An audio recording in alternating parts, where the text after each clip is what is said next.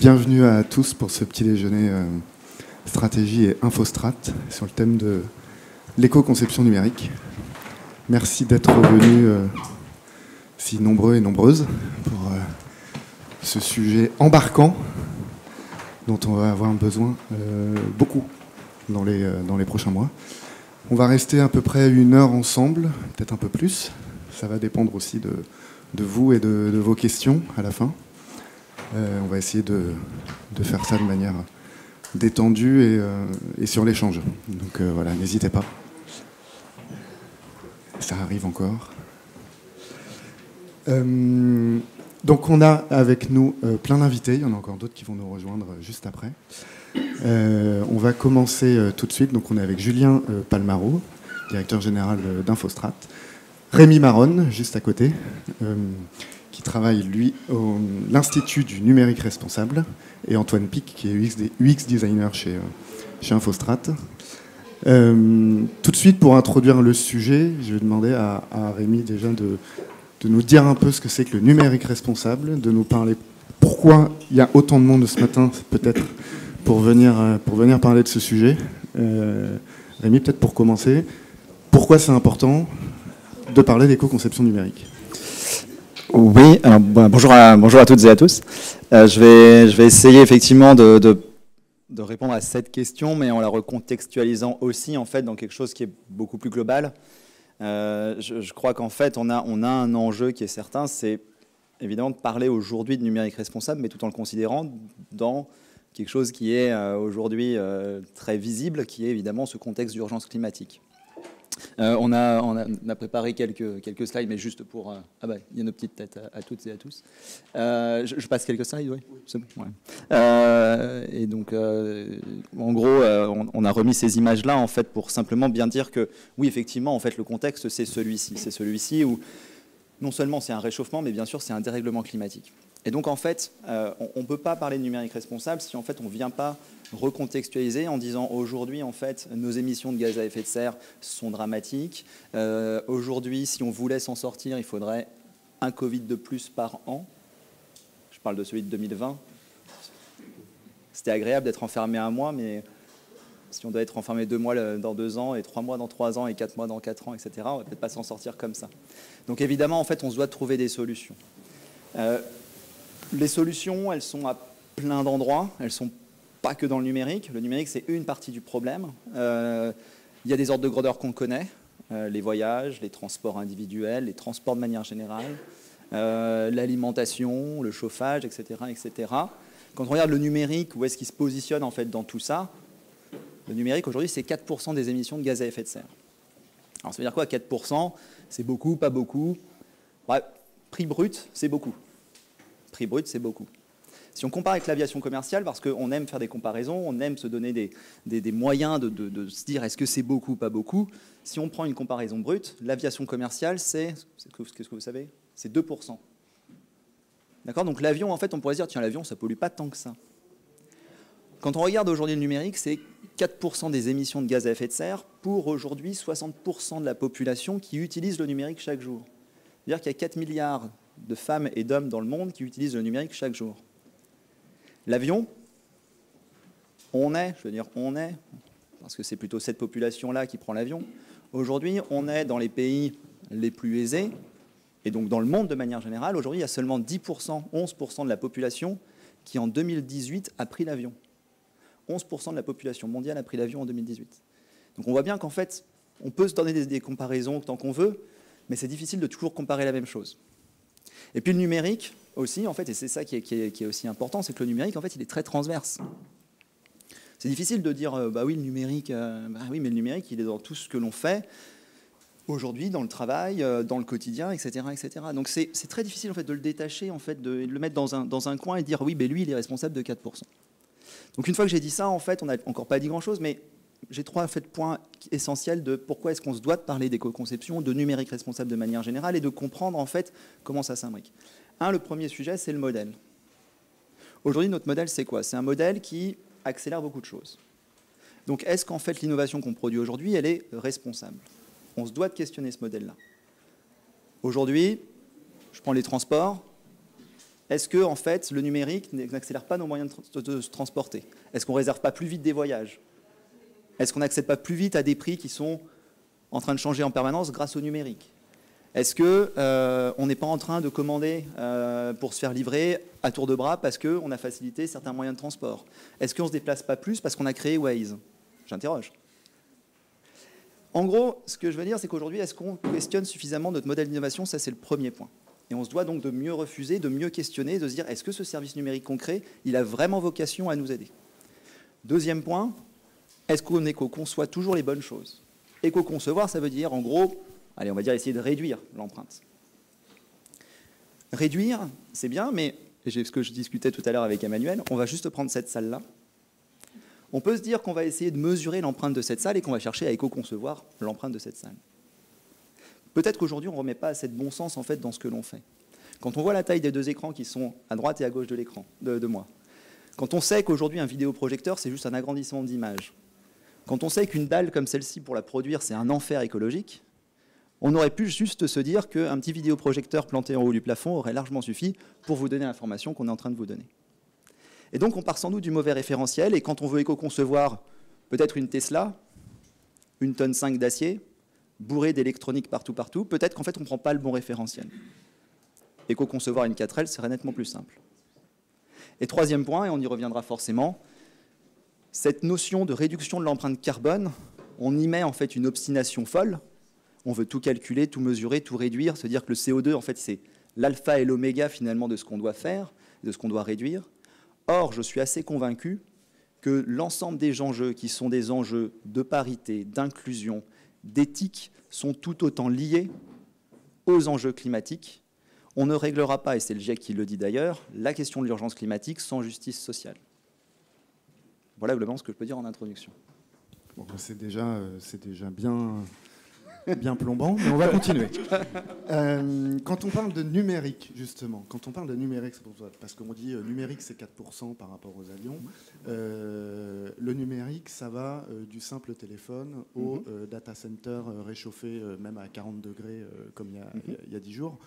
Quand on parle de numérique, justement, et qu'on veut le réduire, sur quoi on peut faire attention de manière plus précise? Alors, c'est là que si on focalise sur le numérique, en fait, on va se rendre compte qu'aujourd'hui, il y a un peu un clivage entre ceux qui disent oui, c'est d'un côté les usages, de l'autre côté, c'est les équipements. Mais qu'on ne questionne pas encore tout à fait le modèle d'innovation. Alors, on ne va peut-être pas le faire ce matin, parce qu'en fait, on pourrait prendre des heures et des heures, mais si on se focalise uniquement sur les équipements et sur les usages, en fait, aujourd'hui, c'est pareil, c'est des choses qui sont extrêmement liées. Et en fait, je vais prendre un exemple simple. On va dire qu'en France, on a une énergie qui, globalement, est peu carbonée, entre autres grâce au nucléaire. On ne va pas faire l'apologie du nucléaire ou le débat sur le nucléaire, ce n'est pas le sujet. En tout cas, on a une énergie qui est peu carbonée. Ce qui fait que nos usages numériques ont une empreinte qui est relativement faible par rapport à la production de terminaux, d'équipements numériques. Donc, OK, le cœur du problème, c'est les équipements. Mais en fait, pourquoi c'est lié?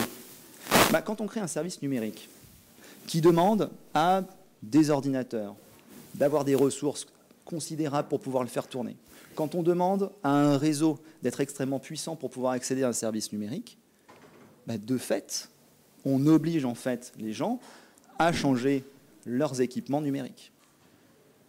Bon, juste un exemple. Ça vous arrive de repasser de temps en temps sur le réseau 3G, même plus que de temps en temps, parce que toutes les zones ne sont pas couvertes par la 4G, et encore moins par la 5G. Bizarrement, en 3G, moi, en 2011-2012, j'avais l'impression que je pouvais faire plein de trucs. Je ne sais pas aujourd'hui vous, mais j'ai le sentiment que c'est compliqué quand même. Donc c'est ça, en fait, l'idée. C'est que, oui, il y a des effets marketing qui sont dramatiques sur le fait que ça nous pousse à changer nos équipements, mais il y a aussi les services numériques qui, de toute façon, ne sont pas conçus de manière, en fait, à ce que l'on garde nos équipements longtemps.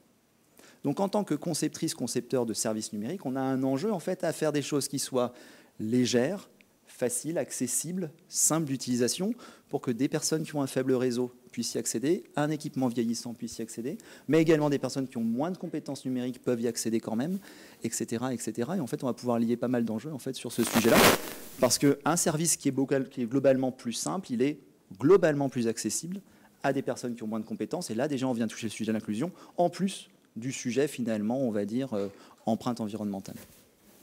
Et globalement, si on veut, parce que c'est bien joli de vouloir dire il faut réduire, on a ici donc une audience d'annonceurs, de concepteurs justement de ces services numériques. Comment on fait précisément pour déjà, ne serait-ce qu'avoir conscience, pour peut-être porter aussi la parole au sein des entreprises.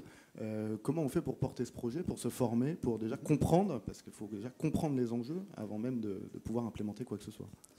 Alors sur ce sujet, il y a beaucoup de choses qui émergent. Moi, je travaille pour l'Institut du numérique responsable. On est une association parmi d'autres qui travaillons sur les enjeux d'un numérique et de comprendre en fait comment on peut transformer les pratiques liées au numérique et notre rapport au numérique même, je dirais. Et donc, des associations comme les nôtres, mais encore une fois d'autres mouvements aussi, engagent des projets autour de la formation sur le numérique responsable. Donc à titre d'exemple, nous on met à disposition de toutes et tous un MOOC sur le site académie-nr.org. C'est gratuit, vous pouvez le consulter. Et du coup, on prend conscience des enjeux.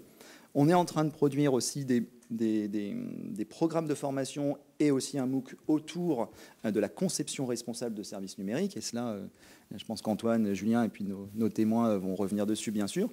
Et donc, oui, aujourd'hui, il y a des choses qui émergent. C'est encore petit. Il y a un très beau collectif qui s'appelle le collectif des designers éthiques. Les designers éthiques travaillent énormément sur ce sujet-là et sont très, très forts en éco-conception à proprement parler.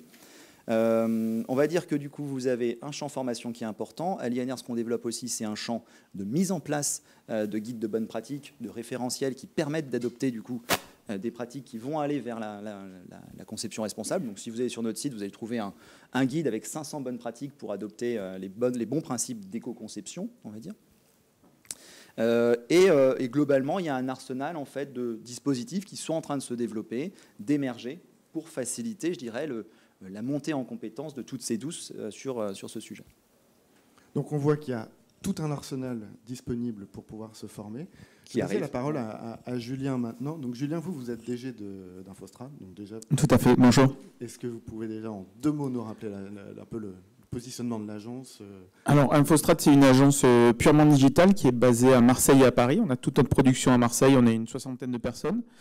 Et voilà, donc on produit des dispositifs digitaux, que ce soit les applications mobiles, des sites internet, des intranets, des extranets, voilà, tout ce qui touche au digital. Et on a fait un choix fort, après j'y reviendrai, c'est un choix stratégique d'internaliser toute notre production pour pouvoir maîtriser justement la formation à l'éco-conception, au green code, etc. Donc voilà, donc c'est un choix stratégique qui va un peu à l'encontre de ce que font aujourd'hui les agences qui ont plutôt tendance à externaliser la partie développement. Et nous, on a fait le choix d'internaliser 100% de notre production. Et donc vous avez fait le choix de partir vers beaucoup plus d'éco-conception numérique. C'est pour ça que vous avez internalisé aussi. Exactement. Et qu'est-ce que vous pouvez nous dire sur le marché, la prise de conscience? Est-ce qu'on vient sonner à votre porte en vous disant « Bonjour, je voudrais éco-concevoir mon site ».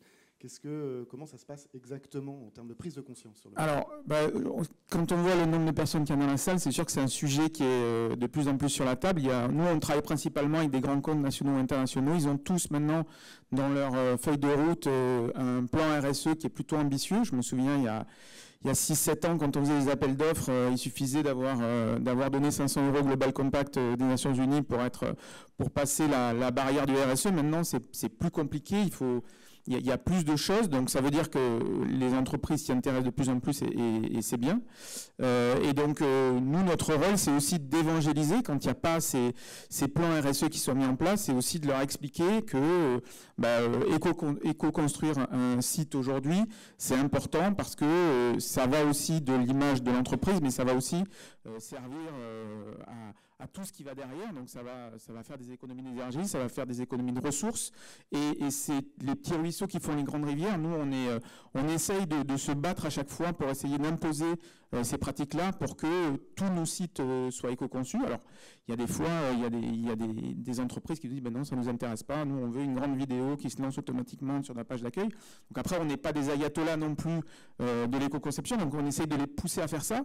Nous, notre objectif, c'est d'essayer de créer des dispositifs qui correspondent aux besoins et aux objectifs de nos clients, mais tout en étant les plus responsables possibles. C'est toujours un équilibre difficile à trouver, mais on essaie d'évangéliser au quotidien nos clients, et c'est pour ça qu'on essaie de se battre à ce niveau-là. Alors, on va y revenir justement sur cet équilibre, parce que c'est un des gros enjeux justement de l'éco-conception numérique. Juste avant d'aller plus loin, et avant de passer à un exemple concret déjà, Rémi, est-ce qu'on peut donner aujourd'hui une définition de l'éco-conception? Parce qu'on en parle depuis le début, mais finalement, qu'est-ce que ça veut dire exactement? Ouais, je pense qu'il y a. Je vais reprendre quelques propos de Julien sur le fait que c'est. Comment tu as dit, les grandes rivières? Les petits ruisseaux font les grandes rivières.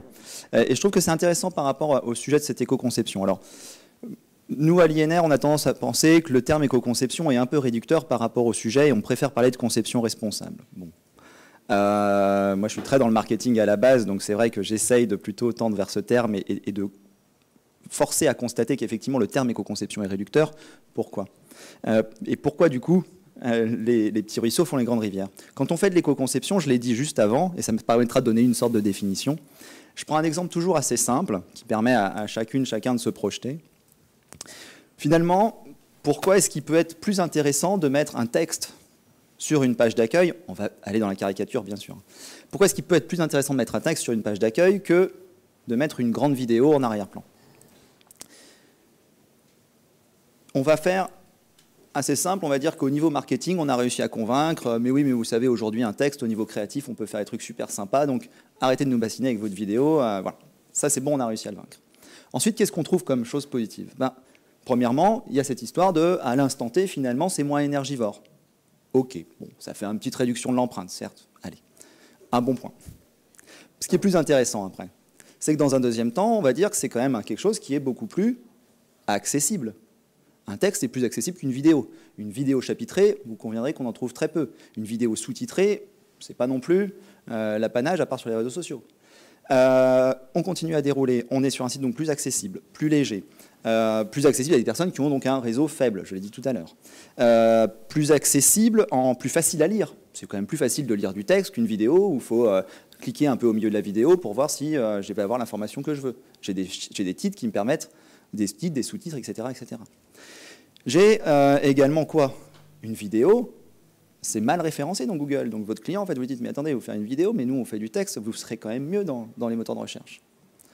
Ensuite, à produire, mais une vidéo, mais c'est l'enfer au niveau économique. C'est l'enfer. Et à mettre à jour, c'est l'enfer. Changer une virgule dans un texte, c'est rien. Changer une virgule dans une vidéo, c'est l'enfer. Et en fait, qu'est-ce qu'on voit au fur et à mesure? Et puis dernier point, extrêmement, finalement, le plus, je dirais, intéressant, ce que j'ai dit tout à l'heure, c'est que dans un monde utopique où tout le monde a cette démarche, et c'est bien l'idée en fait d'aller vers ça, si tout le monde a cette démarche, qu'est-ce qui est intéressant? C'est qu'in fine, on ne poussera pas les utilisatrices et utilisateurs à changer leurs équipements pour bénéficier de services numériques.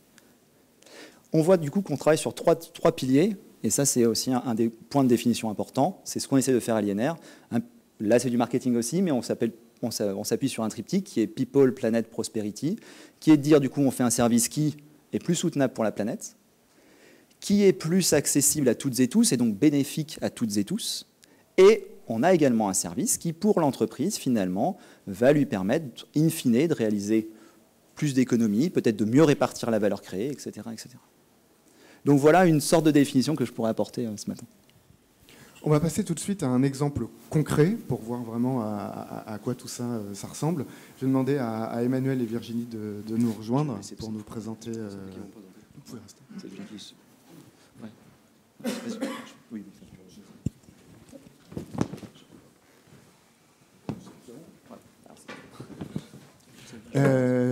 Donc Emmanuel Dumas, vous êtes directrice de la communication pour le laboratoire Expanscience.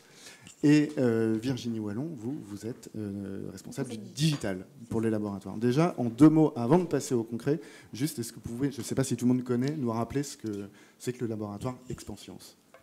Oui. Alors, brièvement, déjà bonjour. Expanscience, nous sommes une entreprise indépendante, familiale, française, qui a été créée il y a plus de 70 ans. Notre président est le fils du fondateur.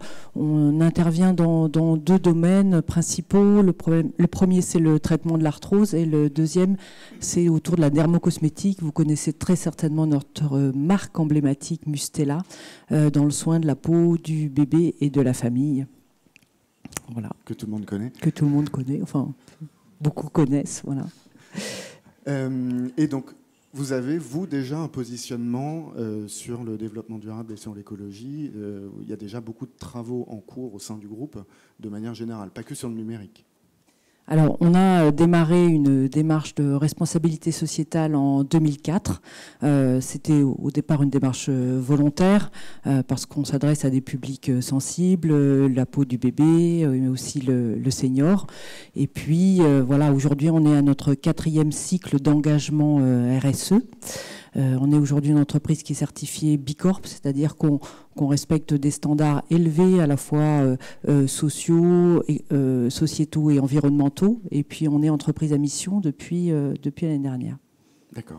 Et donc, à partir de ce positionnement, de ce travail déjà que vous avez initié donc depuis 2004 sur les produits, vous est venu comme ça l'idée un matin d'éco-concevoir votre site internet. Comment ça s'est passé? Alors, on démarre cette année un programme important, un programme à 10 ans de RSE, ça s'appelle le programme Impact, c'est notre feuille de route en fait pour les 10 prochaines années. Et ça a mobilisé vraiment toute l'entreprise. Et donc, on a aussi retravaillé toute notre plateforme de marque. Et ça, c'était important, du coup, qu'elle soit traduite dans nos différents dispositifs de communication, dont le site Internet. Et on a des engagements forts, comme celui de contribuer à la neutralité carbone planétaire pour d'ici 2030 pour nos activités actives cosmétiques, mais aussi pour notre marque Mustela. Et donc voilà, on a beaucoup d'engagements et c'est important que on puisse avoir une cohérence entre de l'ambition de notre feuille de route, mais aussi la façon de communiquer cette feuille de route et de pouvoir aussi embarquer nos publics à la fois dans une démarche collective et éco-citoyenne autour de notre raison d'être qui est d'aider les individus à façonner leur bien-être. Et donc on s'est dit avec Virginie, on va frapper à la porte d'Infostrate pour leur demander comment on éco-conçoit un site. Virginie, vous êtes responsable du digital. Oui. L'éco-conception numérique, c'est quelque chose que vous connaissiez beaucoup, ça vous parlait, vous vous êtes formé avant, comment... Avant d'envoyer notre brief à Infostrate, effectivement, j'ai fait pas mal de veille autour de l'éco-conception, j'ai été regarder ce que c'était que le collectif Green IT. Donc oui, quand on a écrit le brief, nous on savait déjà qu'on ne pouvait pas avoir un site qui parle de nos engagements sans que lui-même soit engagé. Donc c'était hyper important pour nous que dès le brief, on demande aux agences, puisqu'on a fait un appel-offre, on demande aux agences que le site soit éco-conçu. Et en plus, on s'est rajouté une contrainte complémentaire qui est qu'on voulait qu'il soit aussi accessible, parce que c'était important pour nous qu'il soit également inclusif. Donc, voilà. Donc moi j'ai fait une petite phase de veille au niveau personnel qui m'a aidé ensuite à écrire le brief et à mieux comprendre les recommandations des agences qui ont participé à l'appel d'offres. Et alors juste pour être bien clair, au sein du groupe des laboratoires Expansions, le rôle du site corporate, c'est quoi exactement? On a un site qui s'adresse à pas mal de cibles différentes, à la fois à nos professionnels de santé qui nous connaissent, à nos futurs candidats, aux jeunes parents, aux seniors qui viennent nous voir, donc qui s'inscrivent dans un écosystème où effectivement on a pas mal de sites. Et l'idée, c'était que le site corporate soit le premier site du groupe à être éco-conçu et accessible. Et alors maintenant, le cœur du sujet. Comment, c'est quoi un site corporate éco-conçu et comment on s'y prend? Qu'est-ce que ça change par rapport à un site corporate classique? Alors déjà au départ, le site qu'on avait, c'est pour un peu aller de ce que vous disiez Rémi, c'est qu'on n'a pas refondu le site juste pour se faire plaisir. Le site, il datait la dernière refonte datait de 2015. En 6 ans, on avait évolué en termes de plateforme de marque, de mission, d'engagement. Donc le site, de toute façon, il était obsolète parce qu'il fallait qu'il présente notre nouvelle mission, notre nouvelle vision. Donc il était obsolète en termes de contenu, en termes graphiques aussi. Et puis c'était un site en Drupal 7. Et Drupal 7, la maintenance de cette version-là va s'arrêter dans pas longtemps. Donc de toute façon, il fallait qu'on le refasse. Donc à la base, c'était beaucoup plus facile pour nous puisqu'on allait repartir de zéro. Je dis ça parce que c'est plus facile d'éco-concevoir un site quand on démarre de rien que de se dire aujourd'hui j'ai un site, je ne veux pas le refaire, je veux le rendre éco-conçu, c'est un petit peu plus compliqué.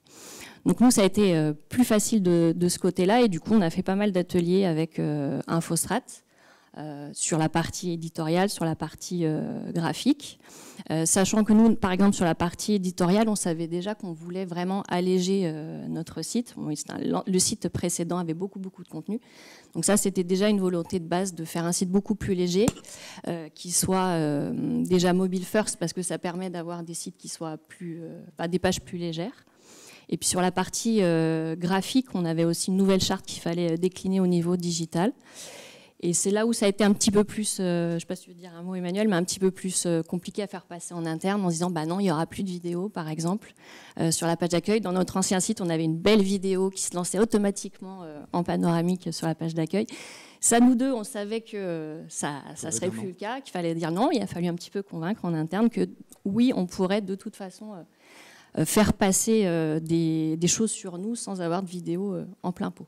Alors Emmanuel, justement, qu'est-ce qu'on dit aux équipes peut-être marketing de leur dire qu'il va falloir dire adieu à une vidéo par exemple, sachant que parfois quand on travaille dans le marketing, ça paraît logique de mieux s'exprimer en vidéo justement qu'à l'écrit. Je crois qu'ils étaient quand même assez convaincus par le sujet aussi, les équipes marketing. Mais ils nous ont dit on verra, montrez-nous et puis après peut-être qu'on suivra le chemin, mais ils étaient déjà très engagés sur l'accessibilité de leur site. Donc globalement, culturellement, chez nous, c'est pas un sujet de transformation important. Après, il y a cette histoire d'image, comme le disait Virginie, plus de vidéos, un site statique.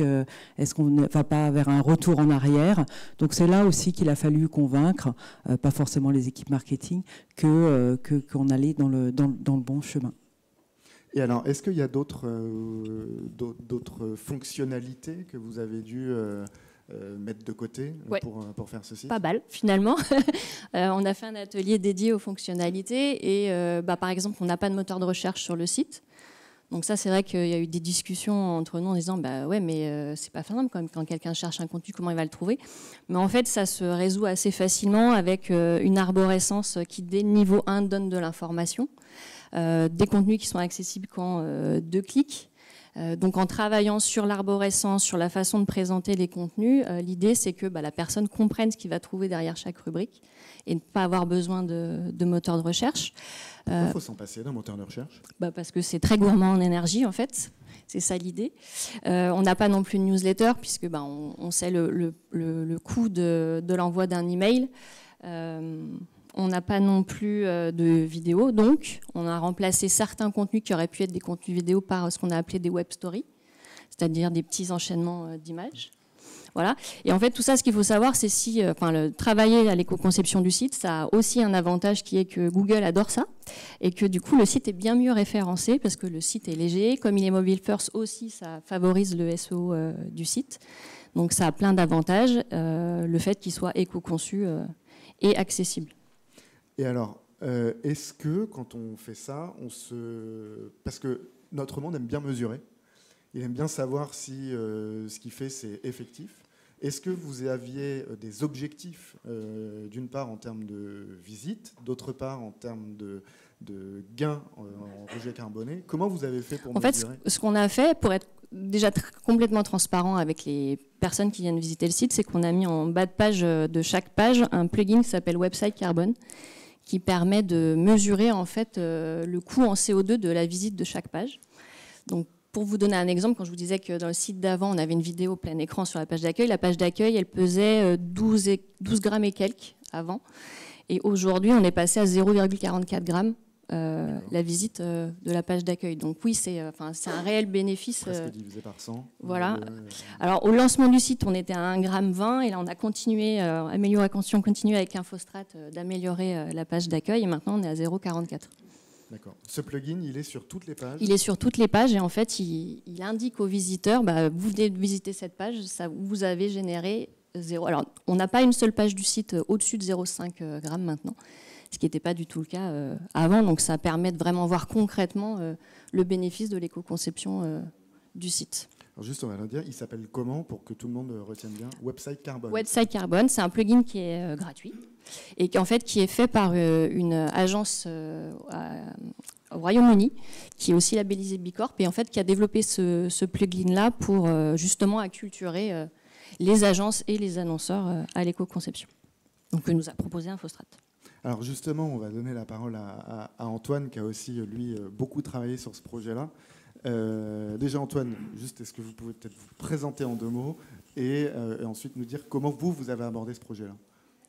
Alors bonjour tout le monde, moi je suis UX designer chez Infostrat et donc comment on a abordé ce projet, il y a eu une longue phase de cadrage en fait, c'est surtout ça qui est important en éco-conception, parce que souvent on parle de green code ou d'optimiser les images, etc. Mais ça c'est un peu à la fin. Pour moi là où il y a le plus d'économies à faire, c'est surtout sur le choix des fonctionnalités, la hiérarchie de l'information, etc.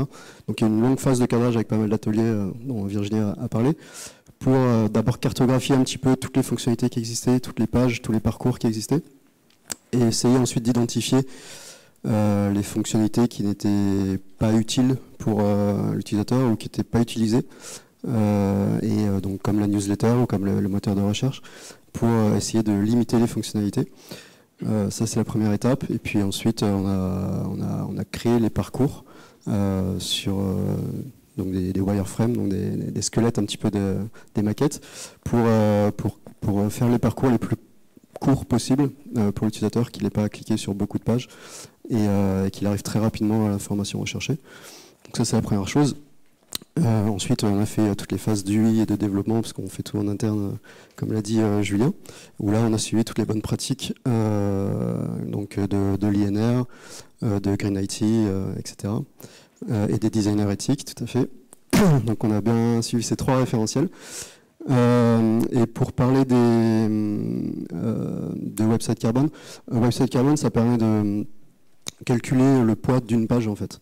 Donc c'est un petit peu limité, parce que nous on préfère calculer le parcours d'un utilisateur, parce que d'une part il y a des pages en moins dans notre refonte, donc il y a quand même c'est plus facile c'est pas plus facile, mais c'est plus représentatif, on va dire, de calculer le parcours d'un utilisateur. Donc on appelle ça des unités fonctionnelles dans le métier.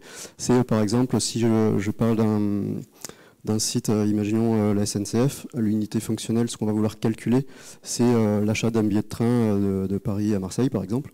Donc aujourd'hui, je vais devoir arriver sur la home, chercher dans le moteur, etc., arriver sur une liste de résultats, etc. Donc je vais calculer tous ces parcours, toutes ces pages. Et ensuite, on va calculer après la refonte, donc leur nouvelle refonte, si c'est plus rapide ou pas, avec un moteur unique et qui permet d'afficher moins de pages. Donc voilà, c'est ça les unités fonctionnelles. Donc on a fait ça aussi, ce travail avec Expansions, de calculer les parcours avant la refonte et après la refonte. Et donc comme on a dit, Website Carbon permet de baisser le poids, enfin de voir l'évolution des poids des pages. Nous, on a vu aussi l'évolution du poids des parcours. Et donc pareil, on a eu des bons résultats. Tous les parcours qu'on a pu identifier ont baissé x3 ou x4, je ne sais plus, en moyenne. D'accord, par parcours, enfin en moyenne sur tous les parcours. Exactement. D'accord. Et est-ce que quand vous faites votre processus de décision, vous mesurez à chaque fois, vous faites une sorte d'A/B testing, vous regardez sur une population donnée le parcours, et vous décidez à la fin en fonction du rejet carboné, du moindre rejet carboné. Comment vous travaillez exactement? L'A/B testing, c'est des choses qu'on peut faire, on ne l'a pas fait en l'occurrence chez Expansions. C'est des choses qu'on fait beaucoup en e-commerce, quand il y a un vrai enjeu. Là, c'était un site corporate, quand il y a un vrai enjeu de conversion, tout à fait. Donc par exemple, sur un panier, si on a un bouton à tester, voir si il performe plus en vert ou en rouge, ou en haut ou en bas, ou avec tel libellé. Là, on l'a pas fait sur Expansions. Là, on n'a pas utilisé ce type de choses, mais c'est possible de le faire, oui. Dans un projet comme ça, qu'est-ce qui prend le plus d'énergie ou de temps ou de moyens? Qu'est-ce qui est le plus complexe, on va dire? C'est la phase de cadrage. Pour moi, c'est donc vraiment le choix des fonctionnalités. C'est compliqué de faire comprendre à un annonceur qu'il va falloir ne plus faire de newsletter, par exemple. Donc là, on a eu la chance avec Expansions, on avait des relais qui étaient vraiment moteurs, on va dire, dans ces choix-là, donc qui ont pu convaincre en interne. Mais c'est ça le plus compliqué, c'est de dire, aujourd'hui, vous avez une newsletter. Vous avez des gens qui la produisent, etc. C'est leur métier. Malheureusement, voilà, il faut regarder l'usage derrière. Donc si c'est pas ouvert et que c'est stocké dans tous les emails de tout le monde, ça n'a pas une utilité. Donc peut-être qu'il faut communiquer différemment. Vous communiquez en parallèle sur les réseaux sociaux, vous créez des posts qui font les relais des newsletters. Peut-être que ça suffit en fait, que votre cible est déjà sur les réseaux sociaux et consomme de cette manière-là. Peut-être qu'il n'y a pas besoin non plus d'être sur tous les réseaux sociaux. Et de choisir. Voilà, c'est un autre débat, mais qu'ils ont aussi en interne chez Expansion, je crois. Voilà. Peut-être. Oui. Ouais, effectivement, et je trouve hyper intéressant le témoignage d'Antoine sur effectivement, je pense que j'imagine que la phase de cadrage doit être quelque chose parce qu'effectivement, alors je ne sais pas vous les statistiques que vous avez, mais c'est vrai qu'il y a une vieille statistique qui traîne et qui est malgré tout en fait. C'est bien de l'avoir en tête, en fait, se dire que globalement, sur un service numérique, il y a une fonctionnalité sur deux qui n'est jamais utilisée. Moi, je vous invite d'ailleurs pour un peu vous dire que c'est pas vraiment faux, cette statistique, même si on a du mal à la sourcer et à savoir quand elle date. Vous prenez Facebook, vous allez sur Facebook, la version desktop ou même mobile, vous les verrez aussi, et vous allez voir toutes les fonctionnalités qu'il y a. Et vous allez vous dire, mais je n'ai jamais utilisé la moitié de ce qui existe. Et en fait, c'est le premier point, c'est comment j'arrive à écrémer des fonctionnalités. Après, sur le sujet de la newsletter ou du moteur de recherche, là aussi, ce que dit Antoine, c'est en fait, c'est pas tant supprimer finalement la newsletter pour supprimer la newsletter, mais c'est questionner. On s'appuie beaucoup sur une règle que vous devez également avoir, c'est les 3 U qui sont est-ce que ce service est utile, est-ce que ce service est utilisable et est-ce que ce service est utilisé. Et si on arrive à dire oui à ces 3 questions, répondre oui à ces 3 questions, à ce moment-là, on peut se dire, OK, peut-être que je dois conserver ce service pour peut-être le transformer, etc. Mais en tout cas, il y a un sens. Mais c'est ça, en fait, c'est un enjeu assez fort de répondre à ces 3 questions-là. Globalement, c'est ce qui me semblait important de préciser, voilà, qu'on ne supprime pas pour supprimer, mais effectivement, c'est vraiment questionner finalement chaque fonctionnalité et que l'optimisation des images, effectivement, c'est un truc qui... Ouais, c'est un peu ce qu'on doit faire de toute façon, effectivement, mais c'est pas le cœur en fait du sujet, quoi. Une autre question pour les laboratoires, je ne sais pas si Virginie ou Emmanuel veut prendre la parole là-dessus, mais comment vous avez communiqué ça auprès de votre communauté, vos clients, vos futurs clients, je ne sais pas, mais est-ce que vous en avez aussi profité pour leur expliquer la démarche ? Oui, alors sur le site, on a une page dédiée à l'éco-conception et une page dédiée à l'accessibilité. L'idée, c'était effectivement d'acculturer les personnes qui viennent sur notre site pour leur dire, voilà, on a fait de l'éco-conception et voilà pourquoi on l'a fait. Donc, il y a, au début de la page, on reprend les chiffres là, dont on a parlé en début de conférence pour expliquer pourquoi c'est important d'éco-concevoir. Et puis, de rattacher ça, nous, à nos engagements. Comme on l'a dit tout à l'heure avec Emmanuel, c'était important de montrer qu'on est une entreprise engagée et qu'on essaye de l'être sur tous les volets. Voilà. Et puis après, on a la chance d'avoir déjà eu 2 prix pour ce site. Donc, naturellement, on l'a aussi communiqué sur nos réseaux sociaux. Évidemment. Évidemment. Alors maintenant, de manière plus générale, parce que là, on s'est attaché donc, à l'éco-conception d'un site corporate, mais l'éco-conception numérique ou la conception responsable, comme le disait Julien, ça peut, comment dire, ça pose des questions aussi évidemment beaucoup plus larges et ça peut aussi être beaucoup plus complexe. Antoine, vous êtes UX designer. Pourquoi c'est un UX designer qui s'occupe de l'éco-conception? Pourquoi c'est pas la DSI? Pourquoi c'est pas quelqu'un d'autre? C'est comme on l'a dit tout à l'heure et comme Rémi l'a souligné après, c'est dans la phase de cadrage en fait que c'est dans le choix des fonctionnalités qu'on a le plus de poids dans l'éco-conception. Là aussi, il y a une stat qui est sur, je crois que c'est dans les 115 bonnes pratiques, c'est 60 ou 70%, je ne sais plus, du poids de la réduction dans une refonte vient dans la phase amont en fait, et pas dans le green code. Il y a le code, il y a l'hébergement, mais le plus gros poids se fait dans la phase amont, dans le cadrage. Donc du coup, c'est plus mon travail. Et voilà, donc c'est pour ça que ça vient plus dans l'escarcelle de l'UX au départ. Et après, il faut suivre bien sûr toutes les bonnes pratiques dans le reste du chaînon. Vous vous êtes formé spécialement là-dessus ou vous avez juste une appétence particulière? Au départ, j'ai une appétence particulière. Après, je me suis auto-formé, on va dire. Donc, je me suis d'abord sensibilisé. Il y a la fresque du numérique qui existe, qui permet déjà de comprendre les enjeux de tous les outils numériques, des usages. Qu'est-ce que ça implique derrière et comment on peut voilà, déjà identifier les problèmes pour trouver les solutions. Donc ça, c'est bien pour se sensibiliser, je vous invite à la faire. C'est un atelier qui dure 3 heures. Et ensuite, j'ai suivi le MOOC de l'INR, donc il y a une certification au bout qui permet de valider les acquis, de savoir si on a bien tout compris.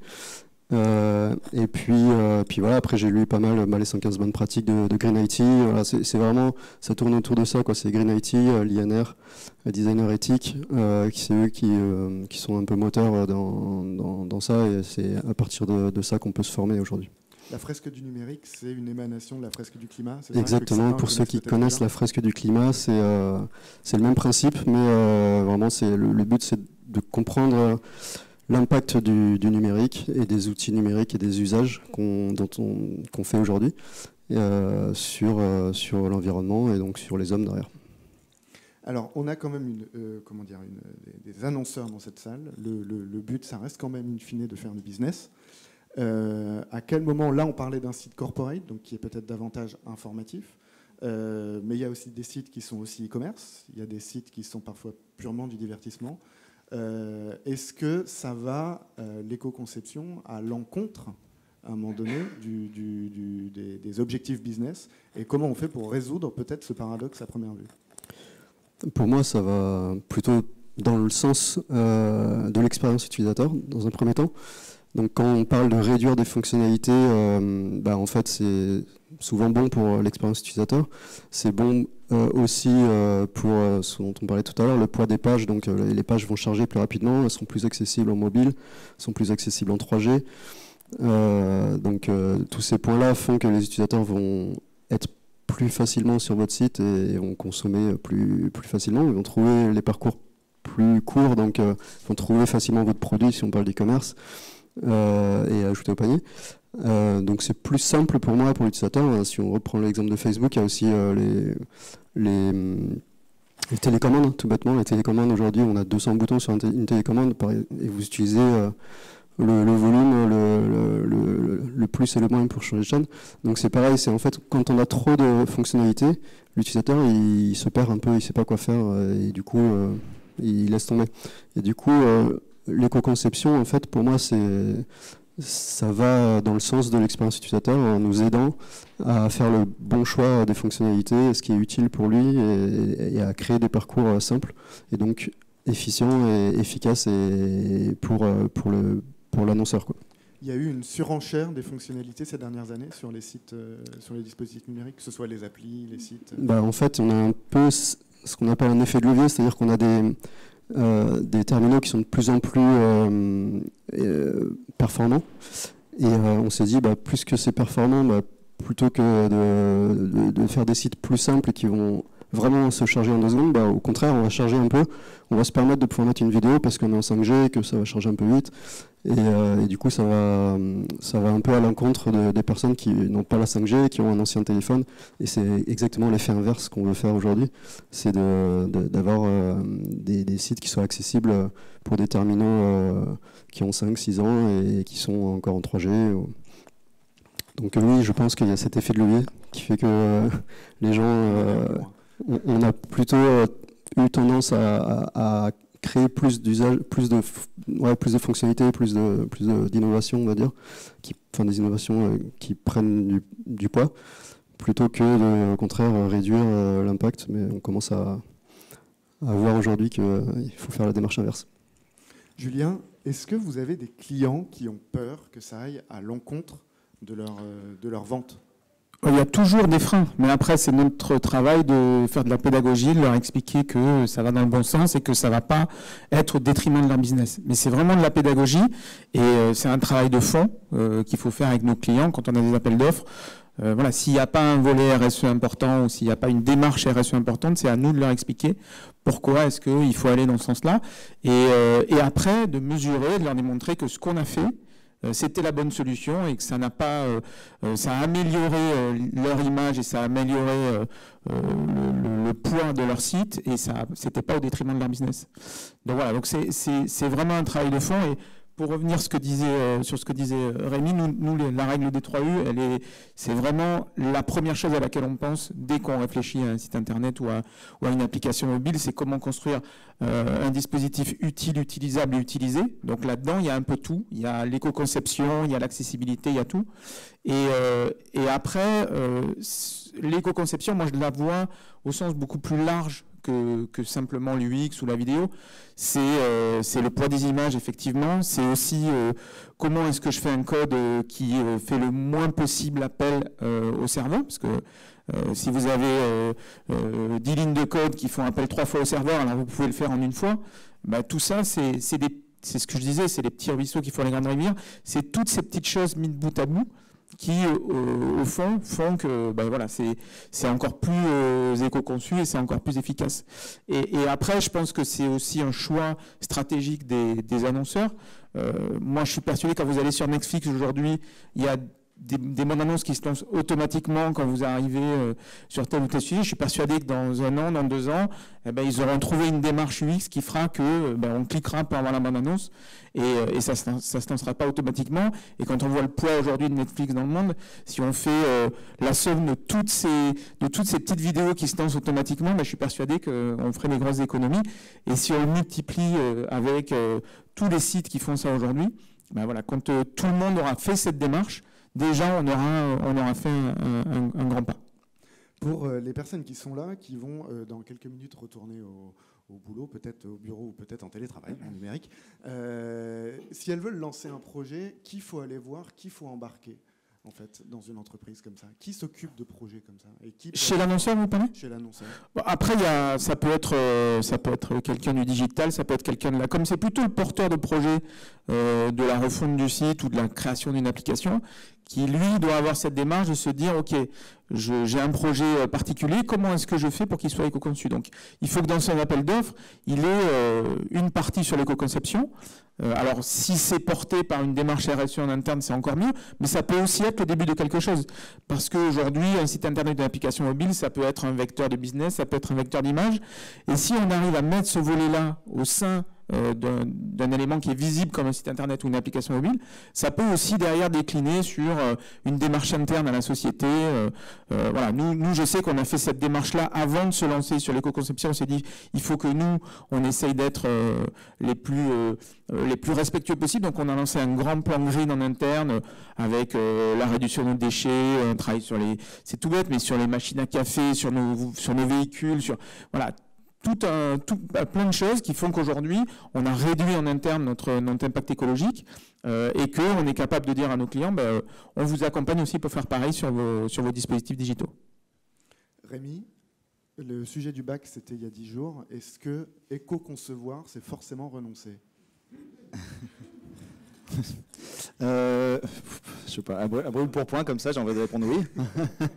Oui, parce qu'en fait, on l'a dit, hein, la phase de cadrage, c'est quelque chose qui est assez important. En fait, c'est renoncer, en tout cas, à pas vouloir tout mettre, tout faire, tout dire, parce qu'en fait, c'est finalement un non-sens. En fait, c'est surtout ça, c'est que il faut qu'on arrive, et je pense que c'est le plus gros travail des agences, c'est d'arriver à convaincre que tout mettre, en fait, ne proposera pas une expérience finalement qui sera intéressante. Et finalement, une fois qu'on a fait ce mouvement-là, on se dit que finalement renoncer, c'est faire des choix et qui peuvent être des choix qui vont être bénéfiques in fine à l'organisation. La renonciation n'est pas forcément douloureuse, en fait. C'est ce qu'il faut se dire. Il faut choisir, mais ça fait pas mal.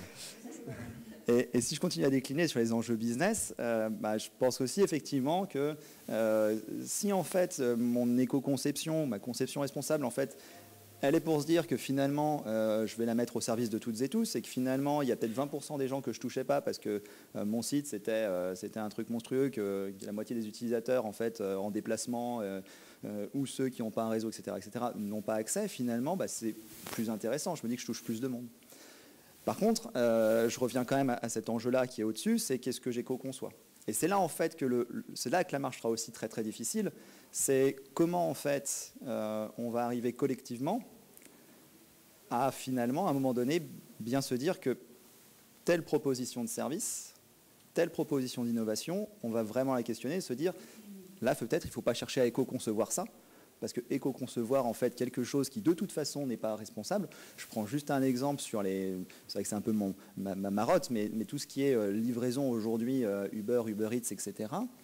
On peut éco-concevoir l'application Uber Eats, mais quand elle fait travailler des gens en fait, qui sont payés moins que le SMIC pour faire des livraisons à 2 € en fait, à des heures pas possibles, etc., c'est un non-sens finalement. Parce que du coup, on peut se vanter d'avoir éco-conçu, mais in fine, en fait, on crée une empreinte qui est dramatique, une empreinte sociale évidemment, et en plus, on permet aucunement à ces gens de penser en fait à un avenir désirable. Est-ce que c'est forcément aussi un coût ou un surcoût de faire moins? Je pense que la question est peut-être pour moi juste ce que je peux dire, c'est qu'aujourd'hui il y a un coût de formation effectivement qui va être qui est fort, c'est-à-dire que il faut effectivement former les collaboratrices et collaborateurs à ces sujets. Ensuite, en théorie, faire moins quand même devrait moins coûter. Et puis aussi, ce qui peut être intéressant aussi, c'est de se projeter dans l'avenir, c'est de la maintenance qui sera moins chère aussi. Encore une fois, je prenais l'exemple du texte. Je crois que changer une virgule dans un texte, ça coûte quand même beaucoup moins cher que de changer une virgule dans une vidéo. Alors, je ne sais pas si on peut le dire comme ça, parce que chaque projet est différent. Mais en gros, vous allez travailler plus en amont. Donc la partie réflexion, cadrage, etc. va être plus chère parce qu'elle sera plus longue et plus ambitieuse. Par contre, après, vous allez gagner sur certains éléments si vous ne faites pas de vidéo, si vous avez des pages plus épurées, voilà, ce sera sans doute plus facile à maintenir. Donc, moi, je dirais que l'un dans l'autre, ça va être à peu près le même prix. Mais c'est une démarche qui va être pensée complètement différemment. Sur plusieurs années, sur plusieurs... Mais même le projet en lui-même, je pense qu'au final, si on fait un projet éco-conçu ou un projet plutôt classique, la répartition du budget va être différente, mais la finalité, c'est que le budget sera sans doute identique. Emmanuel, vous confirmez que les budgets ont été à peu près identiques? Oui, le budget, le temps passé aussi est le même. C'est pas plus compliqué côté annonceur, on va dire qu'un site classique. D'accord. C'était un investissement de toute façon de long terme, et c'est un projet d'entreprise plus qu'un projet juste initié comme ça entre midi et deux, quoi. Oui, oui, oui. Et puis avec Virginie, on est très fiers de pouvoir justement intégrer dans notre métier, de contribuer à la transition écologique. Et ça donne beaucoup de sens aussi et de valeur. Donc là, on est là toutes les deux, mais toute l'équipe aussi est très fière, et ça c'est important. Et peut-être revenir un peu sur la formation. Oui. Nous, on forme nos 1000 collaborateurs cette année à la fresque du climat. On les forme aussi à tout notre programme Impact, et aussi à comment chacun peut apporter sa pierre dans son métier. Et je crois qu'aussi ça commence par ça, cette transformation, et c'est important de le souligner. D'accord. Oui. Ouais, et je pense que tu as entièrement raison. Tout ce qu'on voit aujourd'hui qui participe de l'écologie, de l'économie d'énergie, des ressources, etc., je pense que c'est des petites pierres qui vont au final faire que on va avoir un client qui va se dire oui, je vais éco-concevoir mon site parce que je sais que y a ça derrière, il y a tel enjeu, il y a tel enjeu. Donc c'est un travail aussi de fond qui va à tout le monde, sur les politiques, les entreprises, voilà. Et nous, on voit qu'il y a quand même quelque chose qui se passe. On a de plus en plus de clients qui viennent nous parler de RSE, d'écologie, d'éco-conception. Alors, il y a une partie marketing, une partie image, une partie business, mais quelque part, c'est pas grave. Parce que si au final, on arrive à faire des sites éco-conçus, on arrive à chacun avoir une action sur notre impact numérique, c'est tout bénef. Donc, voilà, c'est important que tout le monde en parle et que ça évangélise partout.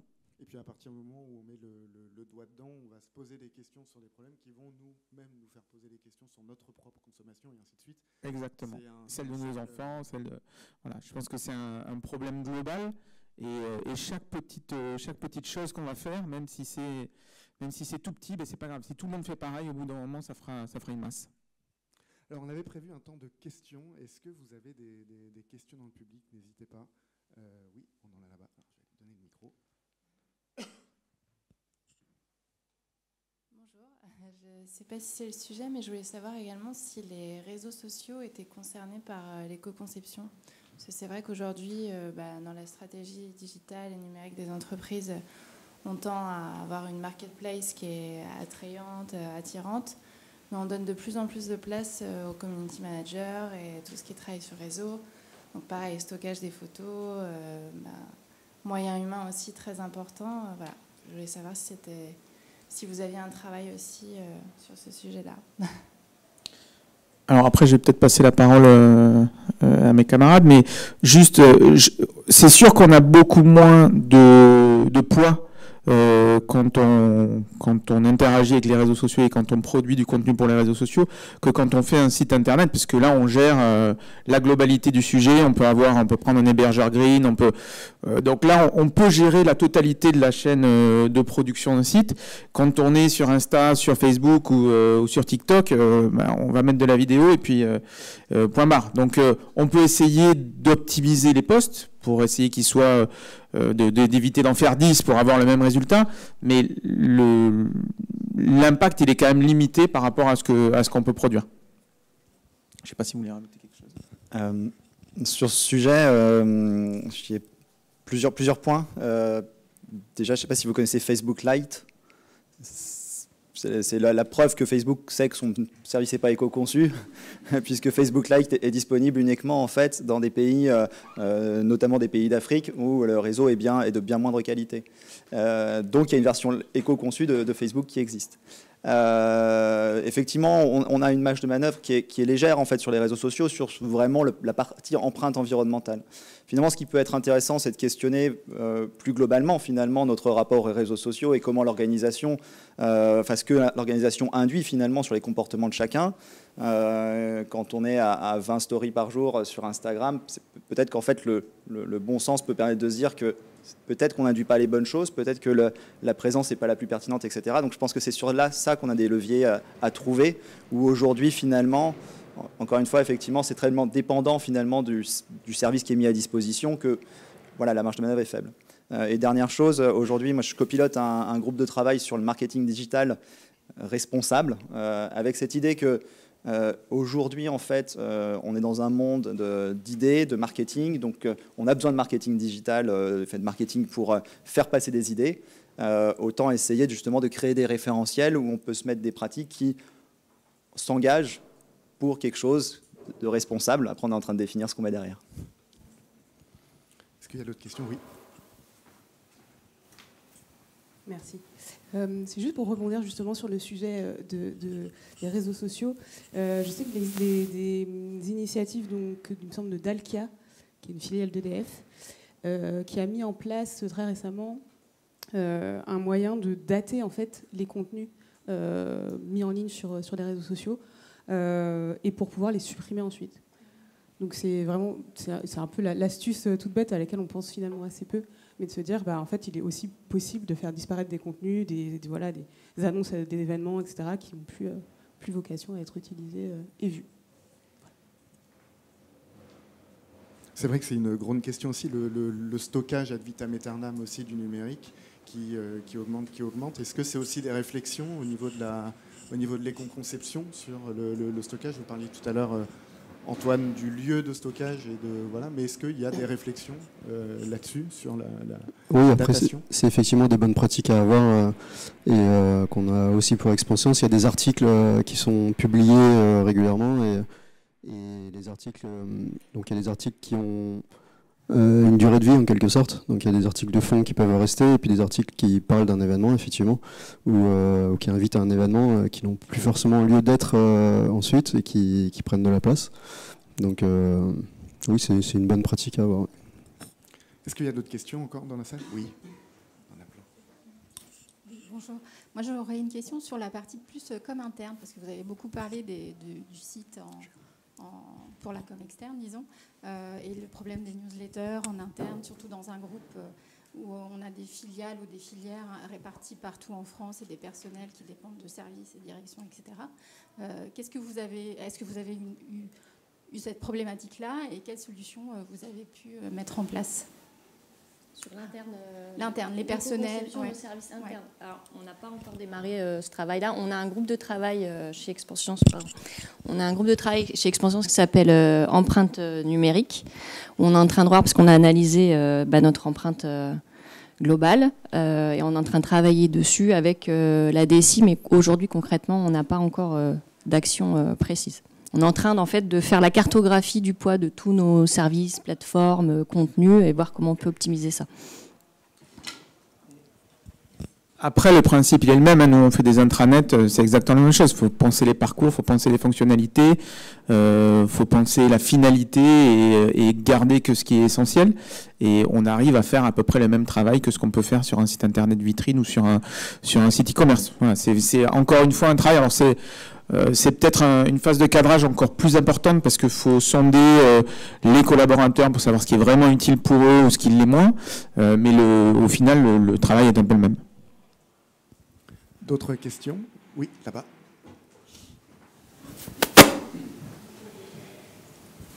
Bonjour, on parle beaucoup de métavers en ce moment. Est-ce que le métavers, c'est quelque chose qui peut être au terme éco-conçu ou est-ce que ça fait partie de ces applications foncièrement pas éco-responsables parce que, je pose la question parce que je pense que tout le monde se lance massivement dans les métavers. C'est bien de s'évader, mais est-ce qu'on peut le faire de façon éco-responsable? C'est une vaste question, parce que c'est vrai que nous, on fait aussi de la réalité virtuelle, la réalité augmentée, on fait aussi des sujets un peu innovants comme ça, et on a beaucoup de nos clients qui viennent nous voir en nous disant il faut qu'on aille dans le métavers, il faut qu'on soit présent. Je pense qu'on est un peu au balbutiement du projet. Ça peut être très important demain, comme ça peut aussi s'estomper un peu. Donc je pense qu'il y aura des bonnes pratiques aussi sur le métavers, mais c'est pareil, c'est à partir du moment où on passe par le biais d'une application propriétaire de Meta, on a peu d'impact à notre niveau sur l'éco-conception. Voilà, votre avatar, il utilisera la même quantité d'énergie que les autres avatars, et c'est compliqué. Je pense que c'est vraiment à Meta de faire un travail de fond sur les hébergements, sur les interactions, voilà. Mais aujourd'hui, on est un peu au balbutiement. On ne sait pas si ça deviendra un Second Life bis qui a un peu disparu dans le temps, ou si vraiment il y a beaucoup d'interactions qui vont passer par là. Après, ils mettent beaucoup de moyens sur ce sujet-là, donc je pense qu'ils ont des ambitions très fortes. Voilà, nous on est un peu au début de l'histoire, donc c'est un peu difficile de répondre aujourd'hui sur l'éco-conception et méta, mais je pense finalement que c'est eux qui ont vraiment les clés, et nous en tant que développeurs qui allons dans méta, on a un peu moins d'impact que quand on fait un site internet ou une application mobile. Je sais pas si... Oui, deux éléments de réponse. Bon, ça va pas trop vous surprendre, je pense, mais en tout cas questionner, hein, c'est toujours pareil. Moi, le métaverse, est-ce que c'est utile, est-ce que c'est utilisé, est-ce que c'est utilisable, est-ce que ça répond à des enjeux d'objectifs de développement durable, quelle empreinte ça crée in fine, est-ce que ça va créer une empreinte sociale positive ou négative, une empreinte environnementale positive ou négative. Une fois qu'on aura répondu déjà à ces questions-là, peut-être qu'on pourra après aller voir si on va vers le métaverse. Et puis l'autre question, c'est aussi est-ce qu'aujourd'hui on a encore l'espace disponible. Je pense que samedi, il y a 2 semaines, quand même, tout le monde était conscient qu'à Paris, il y avait un vrai sujet. Si vous étiez ailleurs qu'en France, c'était encore pire pendant les jours suivants. On s'est bien rendu compte que quand même, en fait, ce dérèglement, il commençait nous aussi à nous toucher sévèrement. Et pourtant, on sera les moins touchés par rapport à bien d'autres pays. Voilà, la question, c'est est-ce qu'on a encore le temps de mettre autant d'énergie et de ressources, finalement, dans des projets comme ceux-ci, compte tenu, en fait, des urgences qu'on a devant nous. Voilà. Je pense que déjà, il faut qu'on réponde à toutes ces questions-là, et après, on pourra peut-être se dire est-ce qu'il y a une opportunité ou non, quoi. Et enfin, ce qui est compliqué aussi, c'est d'analyser le bénéfice versus les mauvais points, parce que demain, si on fait toutes nos réunions, si là on est tous dans le métavers, chacun chez soi avec un casque de réalité virtuelle, s'il va y avoir des problèmes sociaux, on se rencontrera plus, donc ce sera voilà. Mais par contre de l'autre côté, on n'aura pas pris les transports, enfin on n'aura pas pris le taxi, on n'aura pas pris nos voitures pour venir. Donc c'est toujours pareil. Il faudrait calculer ça, mais c'est très compliqué à calculer. Même aujourd'hui, quand on parle du numérique, on imprime de moins en moins de papier. Voilà, il y a plein d'avantages, mais c'est difficile à analyser aujourd'hui de faire la balance entre le bénéfice et ce qu'on y perd. Est-ce qu'il y a d'autres questions encore? Oui. Très pratique. Est-ce qu'il existe des référentiels et des bonnes pratiques qu'on peut mettre dans un appel d'offres, par exemple, appel à la concurrence? Alors oui, nous on en utilise pas mal. Je ne sais pas si tu veux en parler. Il y en a 3 globalement. Il y a les 115 bonnes pratiques de Green IT. Il y a le référentiel de l'INR, donc de l'Institut numérique responsable. Et puis il y a le guide des designers éthiques. Et aujourd'hui, alors l'INR était à la tête d'eux, mais c'est un travail très collectif avec beaucoup d'acteurs. Il y a une AFNOR Spec qui est sortie sur ce sujet très spécifique éco-conception et qui permet là aussi d'intégrer un certain nombre de points dans les appels d'offres. Et après, c'est un sujet aussi qui, plus il va grandir, plus il va s'étoffer, plus il va être qualitatif et plus il va y avoir d'expertise. Donc, je pense que demain, il y aura des normes, il y aura des choses encore plus ambitieuses qui vont arriver. Et ça va faire du bien aussi parce que ça va aussi séparer un peu le grain de l'ivraie. Comme c'est un sujet un peu dans l'air du temps, il y a aussi pas mal d'agences qui disent on fait du green, voilà, alors qu'en fait ils font fabriquer leur site à l'étranger. Voilà, donc il y a aussi, nous on a été certifié Origine France Garantie en début d'année dernière justement pour se dire on est face à des concurrents qui disent faire du green et de l'éco-conception. Alors ils font l'UX chez eux et ils le font plutôt bien, mais après ils font tout le développement à l'étranger avec voilà sans vérifier si les codes sont bien faits, s'ils font beaucoup appel à des serveurs ou pas. Donc voilà, c'est une démarche aussi de professionnalisation qui est importante à avoir et je pense que ça va aussi se réguler, ça va aussi s'expertiser dans quelques temps. Et oui, j'aime bien ce que tu dis, Julien, sur le social. Je reprends juste Uber une fois. Si en fait ma réponse elle est 100% écologique, de dire ok, je dois me transformer, donc en fait on va mettre des taxis 100% électriques en 2025, on oublie en fait que socialement on n'a pas résolu la question et qu'on paye toujours les chauffeurs moins que le SMIC. Et en fait cette question sociale, elle est essentielle aussi encore une fois parce que l'empreinte qu'on croit diminuer d'un côté, si en fait on crée de l'empreinte sociale ailleurs, on va créer de l'empreinte environnementale aussi ailleurs. Juste, ça me fait poser une question. Est-ce qu'il existe des certifications sur l'éco-conception numérique? Est-ce que l'INR est en train d'en sortir une et elle devrait être disponible à partir de septembre. Ouais. D'accord.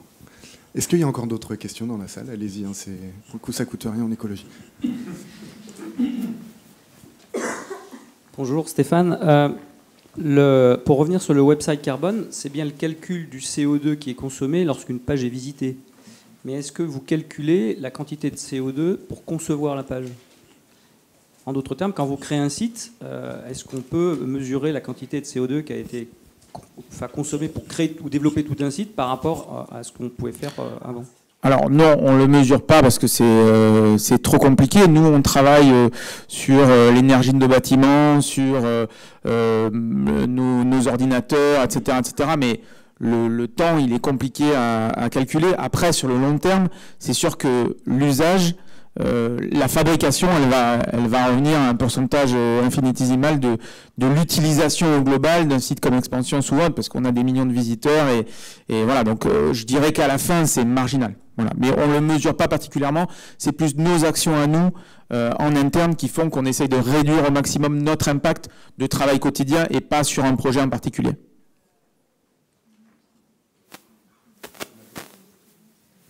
Est-ce qu'il y en a d'autres? Non. Il y avait une question au fond, je crois, non? Il n'y a pas une dame qui... Oui, il faut se lancer. En fait, bonjour à tous. J'avais beaucoup de questions, notamment sur la réception de ces nouveaux sites éco-conçus, puisque les professionnels de la communication sont convaincus qu'il faut le faire. Et c'est vrai qu'on sait que les jeunes générations aiment bien l'effet waouh, aiment bien la vidéo. Donc, quelles sont les démarches pour les évangéliser, leur dire que si le site leur paraît austère, qu'il n'y a pas une vidéo qui se déclenche, c'est qu'il y a une vraie démarche derrière. Et j'avais une question subsidiaire sur l'inclusivité et la vidéo, puisqu'on sait que les services publics, par exemple, ont des vidéos explicatives pour les personnes qui ont du mal, qui ont des difficultés de lecture, par exemple. Donc, où est-ce qu'on trouve le curseur entre mettre une vidéo, notamment pour un site web dédié à la santé, où il y a peut-être des explications à faire? Ouais. Moi, c'est ce que je disais au début. Pour moi, c'est une question de compromis. Effectivement, il y a des cas où la vidéo c'est très bien parce qu'il y a des gens qui ne savent pas lire et qui vont pouvoir appréhender une problématique particulière beaucoup mieux avec une vidéo que sans. Donc c'est vraiment ça. La réflexion en amont de savoir quel est le dispositif le plus adapté et qui est le moins gourmand par rapport à la finalité, c'est cette réflexion-là qui est importante. Et après, par rapport aux jeunes générations, je pense que c'est aussi ce qu'on disait de la pédagogie, de l'évangélisation. Peut-être qu'il faut que sur les sites internet, il y ait des explications sur la démarche. Je pense que c'est intéressant aujourd'hui de leur expliquer que lancer une vidéo plein pot, c'est contre-productif. Mais c'est aussi une génération... nous, on le voit beaucoup, parce qu'on a beaucoup de jeunes qui travaillent chez nous. C'est aussi une génération qui est très impliquée dans ces problématiques-là. Et je pense que ce n'est pas eux qui sont les plus difficiles à convaincre, honnêtement. Je pense que c'est plutôt les générations du dessus qui sont plus difficiles. Nous, on a des gens dans le métier qui sont très difficiles à convaincre parce qu'ils veulent une vidéo, parce qu'ils pensent que c'est la bonne solution. On leur explique par A plus B que ça n'a aucun sens ou que ça n'a aucun intérêt. C'est souvent eux qui sont le plus difficiles à convaincre. Donc, je pense que eux, petit à petit, ils vont y venir et je pense que c'est déjà dans leur ADN, ça va être plus facile. Juste par rapport à ce que vous disiez sur l'austérité, je pense que sobriété ne veut pas dire austérité. Donc ça, c'est important de le souligner. Et nous, ce qu'on voit sur notre site corporate, parce qu'il a aussi vocation d'œuvrer pour notre marque employeur, c'est quand même très séduisant pour les jeunes, justement, de pouvoir montrer à la fois un engagement fond et forme. Et je crois que ça leur parle, en fait. Très court, enjeu de formation. Plus on formera les jeunes aux enjeux climatiques, plus en fait ils changeront leur perception par rapport à ces sujets. Je pense qu'effectivement ils sont de plus en plus convaincus. Et dernière chose aussi, le triptyque, effectivement, oui, si en fait je me rends compte qu'il faut que mon message il passe en vidéo parce qu'il y a un bénéfice pour toutes et tous, bien sûr en fait, et il faut trouver le compromis. Donc le triptyque, people, planète, prospérité. Et après, on peut travailler sur la qualité de la vidéo, sur le fait de la lancer automatiquement ou pas, sur l'endroit où on va la mettre. Voilà, il y a plein de choses à faire, il y a plein de choses à imaginer pour réduire notre impact, mais toujours pareil, compromis. L'objectif du client, l'objectif du dispositif versus ce qu'on va gagner. La production en elle-même de la vidéo, elle peut être aussi rentrée dans une démarche d'éco-conception. Ça se développe aussi de plus en plus.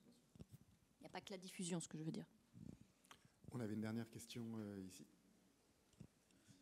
J'ai une petite question un peu dans la continuité de la précédente.